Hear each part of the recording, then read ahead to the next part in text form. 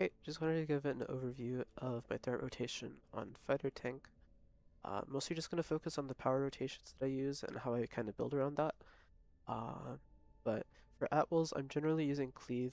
I like to use the cleave for AoE, um, just so that, especially in like a lot of multi-target content, like the first boss of Master Jotunskar, uh, I'm hitting multiple things.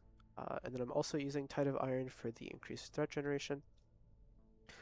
For encounters, I'm using shield throw with the shield throwing feat so that it generates additional threat for me and it has the lower cooldown. So this is really nice for sustained aggro. I'm using enforced threat both for the debuff and for the hard taunt on it.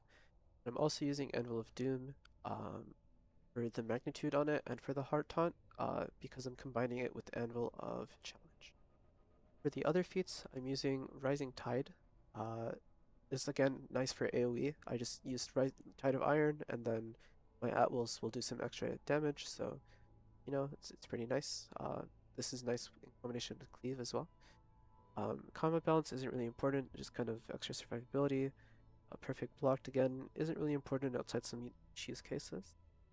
And Shake It Off is for the Retaliate, just so that it does a little bit of extra magnitude when your stamina is low. Um, And then class features, Steel Recovery for the stamina regeneration whenever you're using encounters, and then Anvil of Challenge like I mentioned.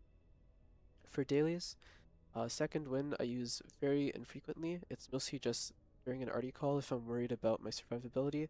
Then I'll pop the daily so that I don't have to really think about living. But most of the time I'll be using Earthshaker for the magnitude, about 1000 magnitude.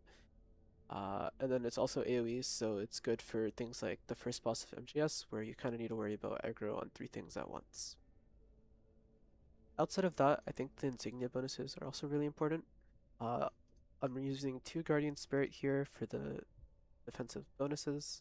I'm using Gladiator's Guile for the move speed most of the time, just to help like pop cleanses faster. Just having more move speed on tank is also pretty nice. And then I'm also using, and it's also nice for the stamina regen. But most importantly, I'm running Cavalry's Haste and Tactician's Precision, and the point of using these is to try to get as many encounters off as I can during the 10-second arty call. Fighter especially generally tends to struggle on its burst threat, and so I'm following the path of a DPS and trying to fit a lot of encounters into the 10 seconds so that I can hold threat better. You'll see a lot of people recommending using KV, or a lot of people using KV, Knight's Valor. Personally, in this dungeon, I don't like to use it because there's a lot more range DPS, and especially on first boss, it's very hard to get like melee DPS within range to actually hit it. Sometimes this hits a healer, and then you just lose all of the threat that you'd be getting from it. So I prefer using these 3 instead of KV, but to each their own. When it comes into the actual RE call, there's a couple more things I want to preface this with. First thing is both Cleave and Brazen Slash have a very long cast time on the 3rd hit of their combo attack. For example, on Cleave, 3rd hit takes a lot longer to go off. Brazen Slash, same thing. 3rd hit, very slow. So what I recommend doing is actually tapping your tab after the first 2 hits, and so that way you can get a lot more encounters off. So for example, Cleave, 1, 2, tab, and this way you can skip that really long 3rd animation. The nice thing with this is that if the boss hits you when you click tab, or if you have a dot on you, then you'll proc your retaliate when you click tab, and so you get a little bit of extra uh, heavy threat magnitude off as well. But for the call itself, because I'm using cavalries, but as support players we're generally using our mountain or artifact at the start of a call, I'm going to do my Tide of Iron followed by a set of encounters before I even throw up my artifact and my mount, just so that I'm leveraging cooldown reduction from Cavalry's Haste as much as possible. So this is what the call kind of looks like. I'm going to start hitting the boss. I'm doing my animation cancel, and then I know the artifact call is coming up. I know Tide of Iron has 6 seconds, so I'm gonna have to cast it twice during the call. And this is what it looks like.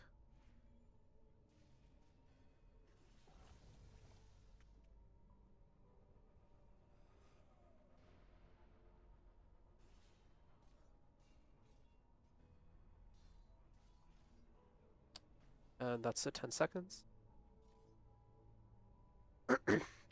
To give a breakdown of what I just did, um, again, I start with the Tide of Iron.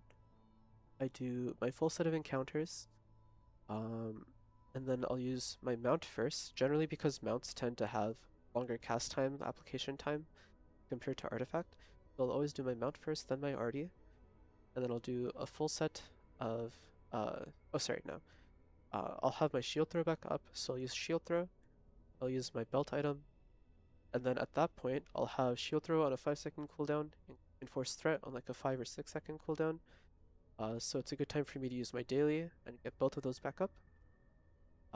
After I use my daily, I'll refresh my Tide of Iron cooldown or duration. I'll use shield throw again, enforce threat, and at this point, I'm now looking at the threat bar especially during the first arty call, and seeing, okay, is anyone close to taking threat from me? Is anyone in orange? And a lot of the time that can be the case, especially because towards the end of the call, people are using their mounts, etc., and that contains most of their burst damage. So you really want to keep, you want to hold this Anvil of Doom off when it comes off cooldown, um, and just, whenever someone uses like really big burst and you see them just shoot up an aggro, you can instantly pop that Anvil and then have aggro back. Um, with the combination of gear that I'm using, a lot of the time, I just pop the anvil right away, and it's not really an issue, and I'm good by then. But if you're like newer to tanking, or if you're just trying to like get a good idea of how like threat works, or like how the DPS damage kind of bursts throughout the call, I really recommend just holding Anvil of Doom towards the end. And then for sustain outside of that, you're spamming shield throw a lot. I use enforced threat off cooldown for the debuff. One of the reasons that I'm not holding enforced threat towards the end of the arty call is just to make sure that this awareness debuff has 100% uptime. Um, and yeah, hopefully that helps with the aggro rotation on fighter.